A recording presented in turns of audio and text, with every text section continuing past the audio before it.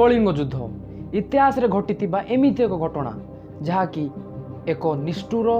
नृसंहार मगध साम्राज्यर सम्राट अशोकଙ୍କ हिंस्र मनोभाव को प्रशांत मनोभाव रे परिवर्तन कर देथिला। अशोकଙ୍କ कलिंग विजयर गाथा इतिहास स्वर्ण अक्षर रे तो अमर हो रहीगला। किंतु आपण जानि कि आश्चर्य हो जिवे if you deep dive into the history of Kalinga war आपण जानिबा को पाइबे जे कलिंगर राजांक नाम इतिहास पृष्ठारे अस्पष्ट भाव में उल्लेख कर किंतु कहीं वेल सी इतिहास कहे जे कौन सी राज्यर राजा बलरे हो किंबा कौशल हो